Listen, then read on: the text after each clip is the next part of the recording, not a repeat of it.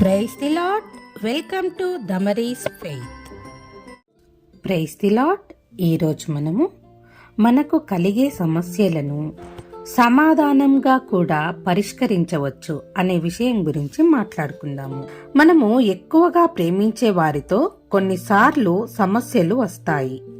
మనము ఆ విషయం పైన స్పందించటానికి మంచి మార్గము ఎలాగైతే ఉంటుందో మరొక తప్పు మార్గం కూడా అలాగే మనకు అక్కడ కనిపిస్తూ ఉంటుంది.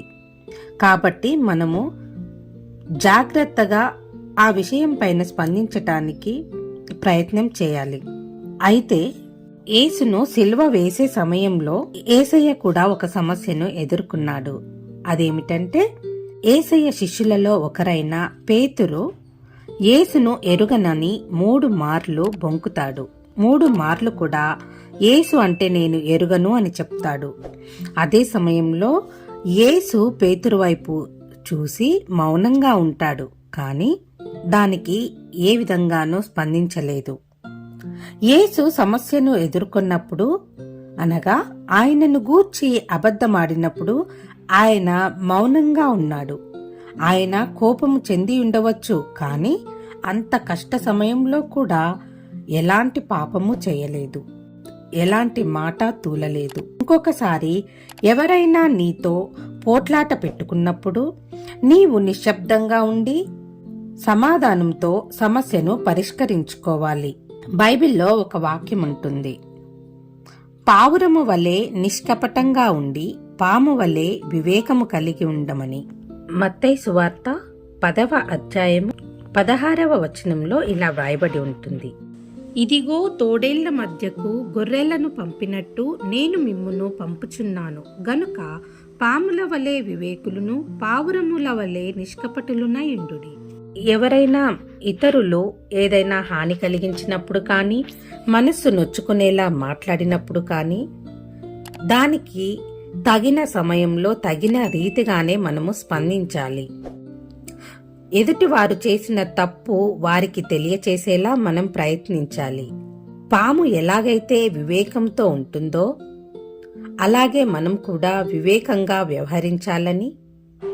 అయితే మనము వివేకముతో వ్యవహరించినప్పుడు ఎదుటి వారికి హాని జరగకూడదు, అది ఎలాంటి తప్పు చేసేదిగా ఉండకూడదు. అంటే పావురము వలె నిష్కపటంగా ఉండాలి అని ప్రభువు చెప్తున్నారు. మనము ఇలా చేస్తే సమస్యలను జటిలం చేసేదానికి బదులు ఎదుటి వారికి సహాయం చేసేవారంగా కూడా ఉంటాము. మనకు కలిగే సమస్యనే కాదు, మన స్నేహితులకు కానీ బంధువులకు కానీ కలిగే సమస్యలను కూడా అతి సులభంగా చాకచక్యంగా మనం దాన్ని సమాధానపరిచేలాగా ఉంటే ఎవరికి ఎలాంటి సమస్య కలగకుండా మనం దాన్ని పరిష్కరించగలగాలి. ఆ సమస్య మనకు కలిగినా సరే, ఎదుటి వారికి కలిగినా సరే, ఆ సమస్య నుండి బయటపడడానికి ఈ ప్రయత్నం చేయండి. మన యొక్క విశ్వాస జీవితంలో పెద్ద సమస్యలు కాకపోయినప్పటికీ ఎదుర్కొనే చిన్న సమస్యలనైనా సరే మనము పాము వలె వివేకము కలిగి పావురము వలె నిష్కపటంగా మనము ఆ సమస్య నుండి బయటపడడానికి ప్రయత్నం చేయాలి. ఇందుకు ఉదాహరణగా మనం ఎస్తేరు రాణిని చూడవచ్చు. బైబిల్లో తన జనాంగాన్ని కాపాడుకోవటానికి ఎస్తేరు రాణి ఎంతో చాకచక్యంగా వ్యవహరించింది. తన జనాంగాన్ని ఆ యొక్క సమస్య నుండి బయటపడేయడానికి తాను ముందుగా ప్రార్థన చేసుకుంది. సులభంగా ఆ యొక్క సమస్య నుండి బయటపడి తన జనాంగాన్ని కాపాడుకోగలిగింది. అలాగే దానియేలు కూడా రాజుకు కల వచ్చినప్పుడు ఆ యొక్క కల భావం చెప్పనప్పుడు ఆ రాజు అందరినీ పిలిచి కల భావం చెప్పమన్నప్పుడు జ్ఞానులు శాస్త్రులు అందరూ చాలా భయపడ్డారు. అలాంటి సమయంలో దానియేలు కొంచెం సమయం అడిగి ప్రార్థన చేసుకొని రాజు యొక్క కలను వివరించి దానియేలు ప్రార్థనాపూర్వకంగా ఆ యొక్క సమస్య నుండి బయటపడగలిగినాడు. యోసేపు కూడా అంతే. యోసేపును చెరసాలలో వేసినప్పుడు ఎంతో చాకచక్యంగా ఉన్నాడు. తనకు కలిగిన సమస్య నుండి బయటపడగలిగినాడు. ఇలా బైబిల్లో అనేకులు తమ సమస్యలను ప్రార్థనాపూర్వకంగా పాము వలె వివేకము కలిగి పావురంలాగా నిష్కపటంగా ఉండి తమ సమస్యల నుండి బయటపడగలిగినారు.